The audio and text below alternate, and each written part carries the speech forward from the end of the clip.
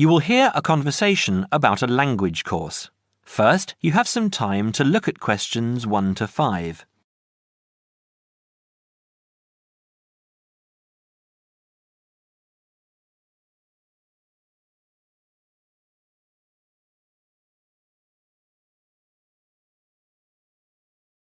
You will see that there is an example that has been done for you.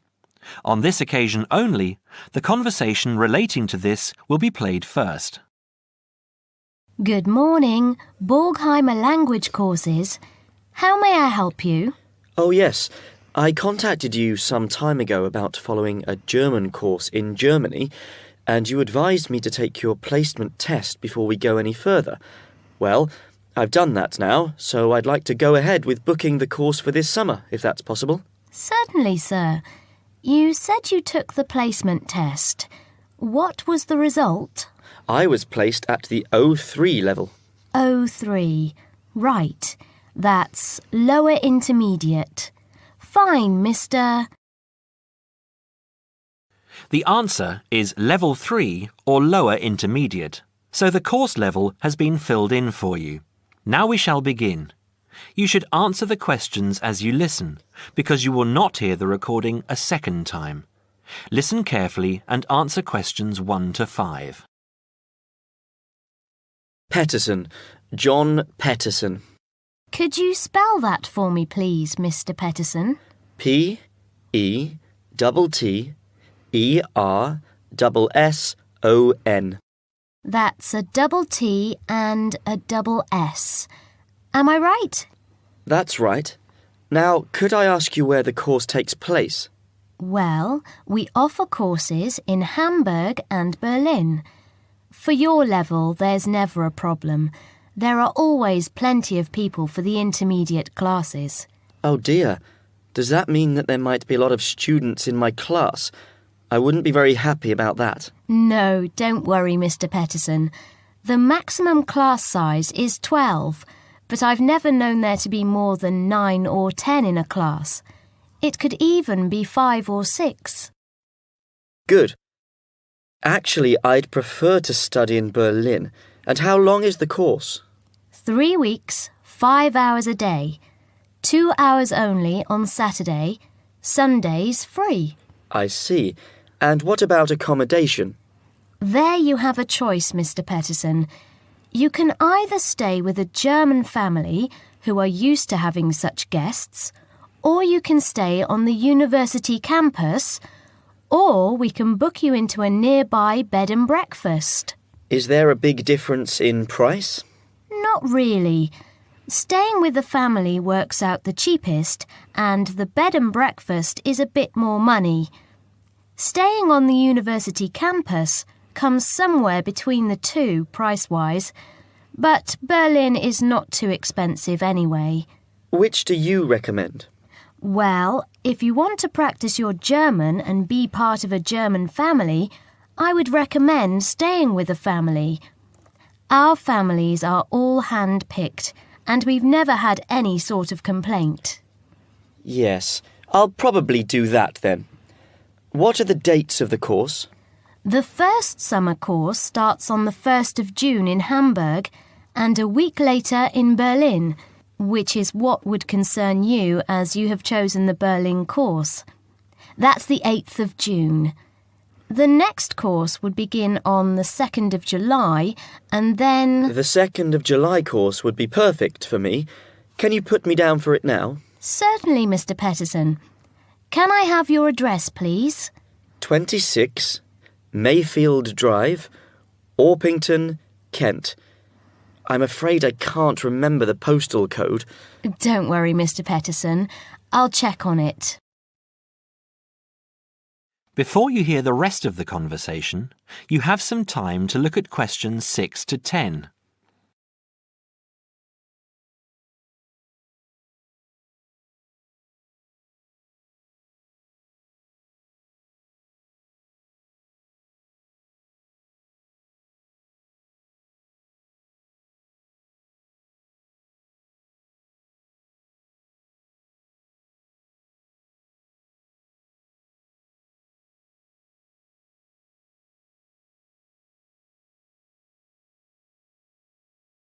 Now listen and answer questions 6 to 10.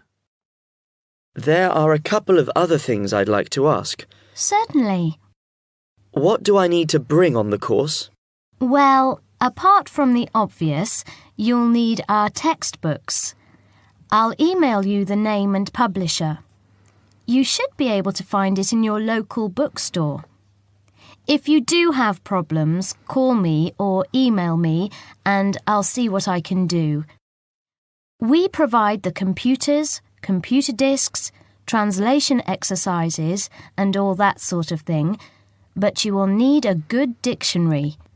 We recommend Langenscheidt, which is more than adequate for your level. You don't have to go and spend a lot of money on an expensive dictionary. Not yet, anyway. Maybe you will when your German reaches a very high standard. That would be very nice. Now, finally, what about the cost of the course? And how do I pay?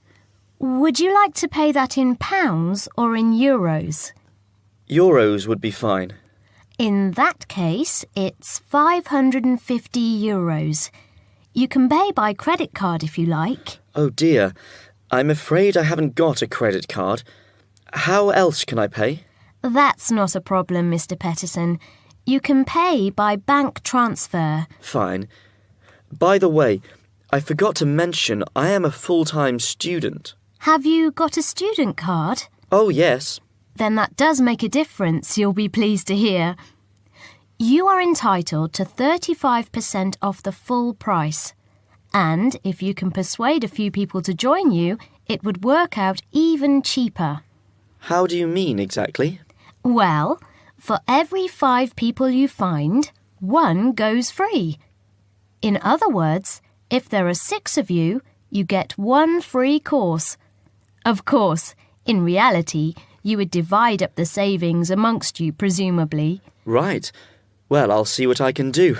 Thank you. Not at all, Mr. Peterson, and I'm sure you'll enjoy the course. There are, of course, sightseeing possibilities. Would you like me to send you our brochure describing them? Yes, thank you. I'd appreciate that. Anyway, thanks for your help. If I want to call back, who do I ask for? Susanna. I'm here most of the time.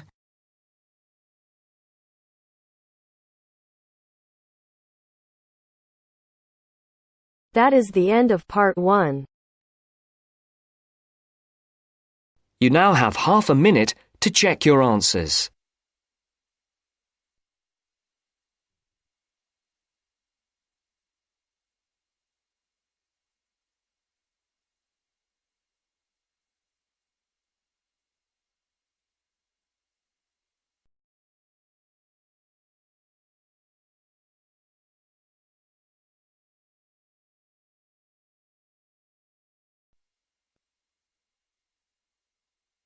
Now turns to part 2.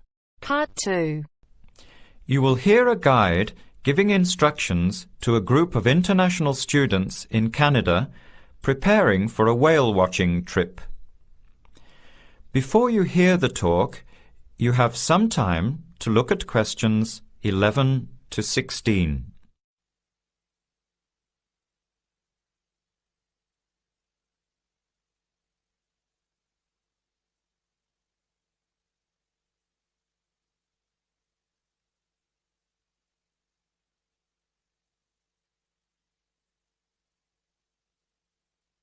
Now listen carefully to the first part of the talk and answer questions 11 to 16.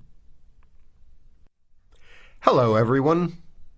Glad to see so many happy faces on this wild and windy day. Are you all ready to go looking for whales? I'm Tony, and our other guide today is Dale. We'll be using these 2 rubber boats you see here, and our trip today will take 3 hours. In a few minutes, we'll be heading into part of the largest temperate rainforest of the Pacific Northwest. I'll show you our route on the map here. This is where we are now. We'll be leaving the sheltered bay and heading out across the mouth of the bay toward the open water. As you know, Last night there were strong winds in the area, so we can't go out into the ocean as we had planned. Near the mouth, the water will be quite rough. That's where we are most likely to spot orcas, or killer whales, as they are also called. After crossing the mouth of the bay, we'll enter the calmer, shallower waters. This is where you look for grey whales. Then we will continue up this narrow inlet close to the shore. You will have a great view of giant fir and cedar trees that have never been logged. Here is the place to watch for wildlife. You are likely to see bears along the shore and eagles in the sky overhead. Right at the back of the inlet here are the hot springs where we will be stopping for an hour. You can have a soothing soak in bubbling hot water before the return trip. I'll tell you a little bit about the whales now, because with the noise of the wind and the engine, you won't be able to hear much out there. As we head out in the boat, we will probably see dolphins first. They are a grey color and quite small, 1 to 2 meters long. They will swim right beside the boat, racing along and sometimes jumping out of the water just ahead of us. They swim very fast, and they are playful and curious. They're really fun to watch. The next ones we'll see are orcas, or killer whales, which are actually members of the dolphin family.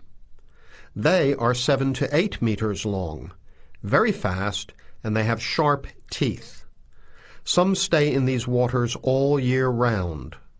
We identify them by the distinctive black and white color. They feed mainly on salmon in these waters, but the orca diet can include seabirds, seals, dolphins, and other mammals. They can be fierce hunters, and this is why they are called killer whales. We should start watching for them as soon as we get out toward open water. We're likely to spot the orcas from a considerable distance. Watch for the black and white marking and mist spouting from the blowholes on top of their heads. Just outside the inlet is where we will probably see grey whales. The greys are migratory. They pass through here twice a year, moving from far in the north where they feed to the warm southern waters where they breed. You are very lucky today because several have been reported in the area. Unlike the orcas, greys are solitary, except when you see a mother with a calf. The grey whales are much longer and heavier than the orcas, 14 meters long, and weighing up to 30 tons. The grey whales are filter feeders, gathering tiny ghost shrimp from the sand at the bottom. We recognize greys from their tail fins because each one is different. Once we find the whales, we'll come up as close as we can safely. We are allowed to approach the whales no closer than 50 meters, but that feels pretty close when you are in the presence of animals this big. You'll see mist coming out of the blowholes when they breathe out, and you'll hear a loud hiss. If we are downwind, we might even be able to smell them, a strong, fishy smell. Before the talk continues, you have some time to look at questions 17 to 20.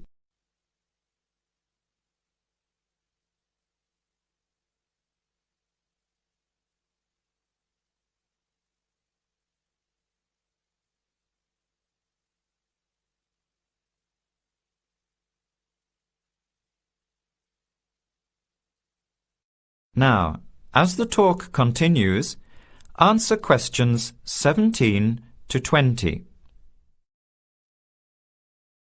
Now, for just a few words of caution.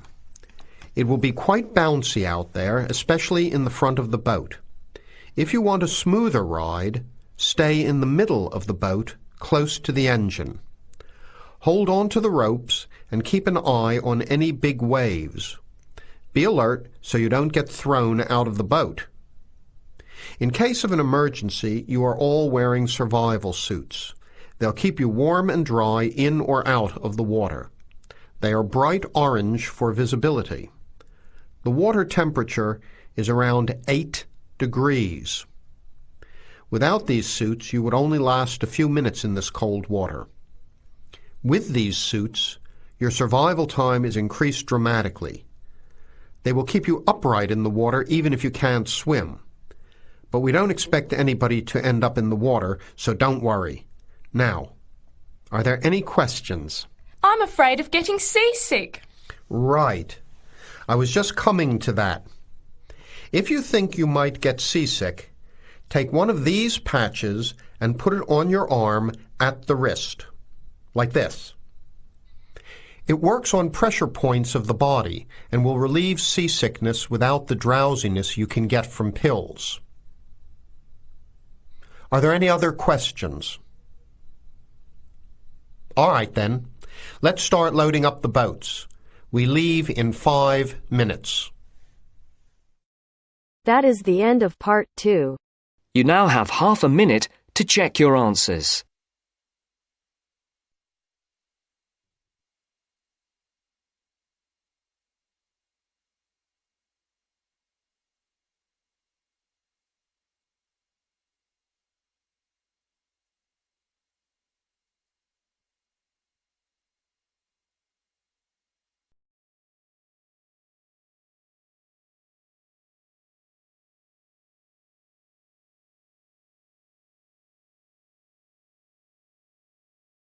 Now turns to part 3. Part 3. You will hear two friends discussing what to study at Mitchford University. First, you have some time to look at questions 21 to 27.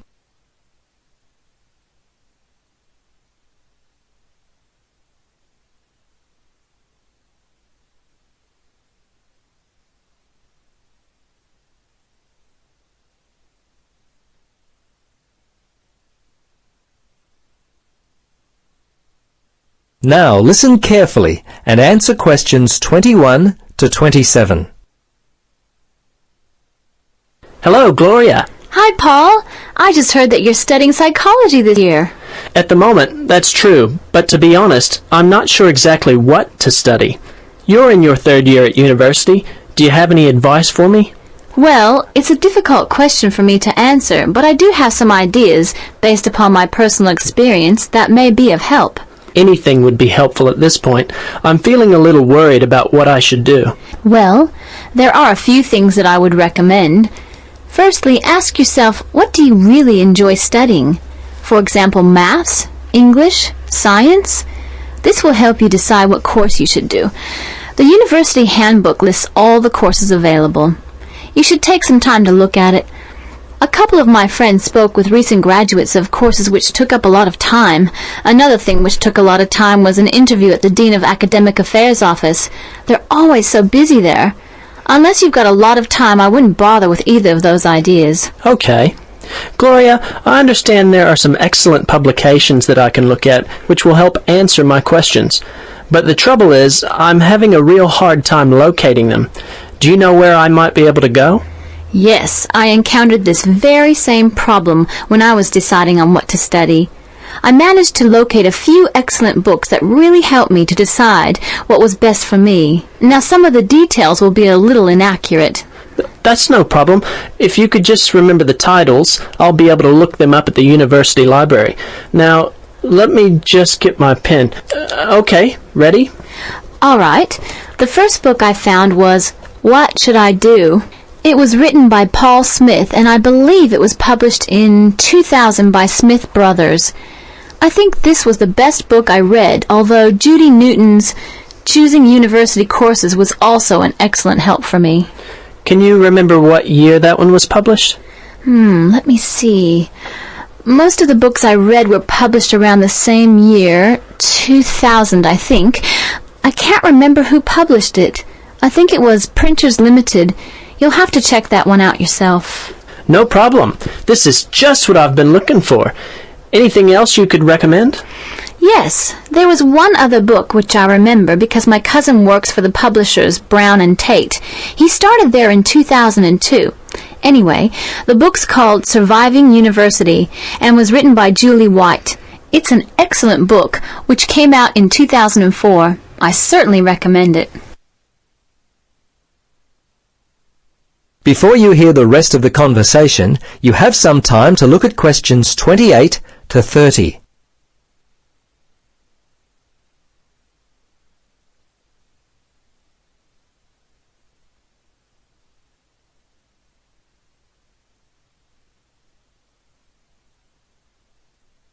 Now listen and answer questions 28 to 30. Gloria, this discussion has been so helpful. I wonder if I might ask one more question. Sure. What would you like to know? Well, I'm wondering why you finally decided to study psychology. Well, what helped me to decide was my interest in working with people. I think that's what you've got to really decide in your own mind. Do people give you energy or do they drain you of energy? I asked my friends what they thought of my idea, and most of them thought it was a good choice. Yeah, you know, I think my parents or family members who know me well would be a good place to start.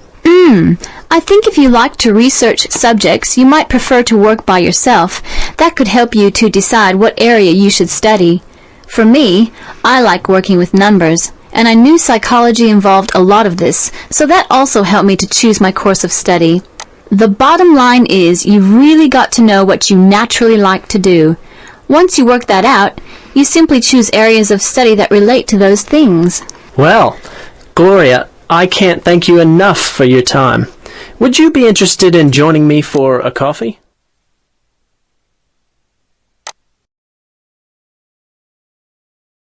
That is the end of part 3. You now have half a minute to check your answers.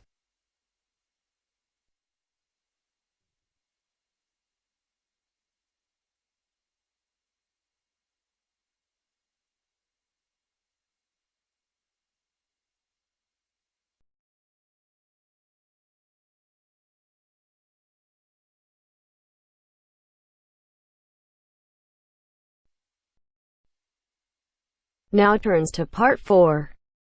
Part 4. I'd like to go over some simple security measures today. First, you have some time to look at questions 31 to 40.